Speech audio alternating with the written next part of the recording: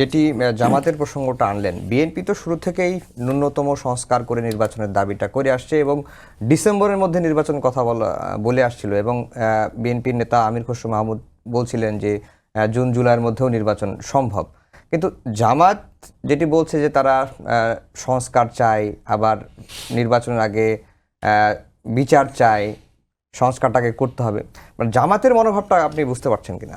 আমি আসলে বুঝতে পারছি না, মানে কেন বলছি, মানে ওনারা এত বেশি ফ্লাকচুয়েটিং মন্তব্য করছেন, আমি সেই কারণে বলছি। যেমন ধরুন, এই যে নির্বাচন নিয়ে একটা সময় তো কোনো টাইম ফ্রেম নিয়ে কথা বলতে চান নাই, যতদিন লাগে এগুলো হোক, পরে আবার এক ধরনের টাইম ফ্রেমও দেওয়ার চেষ্টা করেছেন। বা স্বয়ং জামাতের আমির আওয়ামী লীগের প্রতি তাদের রাগ ক্ষোভ নেই, তাদেরকে ক্ষমা করে দিচ্ছেন দলগতভাবে, কেউ ব্যক্তিগতভাবে করলে সেটা ভিন্ন ব্যাপার।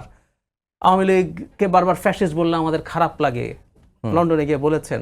আবার তিনি এখন পরবর্তীতে নানান আলোচনার প্রেক্ষিতে আওয়ামী লীগের বিচারের কথা বলছেন, আওয়ামী লীগের রাজনীতি করার প্রশ্নের কথা বলছেন। সো আমি ঠিক জানি না, জামাতকে আমার কাছে 5 আগস্টের পর থেকে জামাতকে খুবই কনফিউজড একটা দল বলে মনে হয়। কেন কনফিউশন তাদের আমি ধারণা করতে পারি, সেটা হচ্ছে অনলাইনে প্রচুর হাইপ আছে জামাতের, প্রচুর শোরগোল আছে। তাতে কারো কারো মনে হয় যে জামাত মনে হয় অনেক বড় শক্তি অর্জন করে ফেলেছে এই সময়।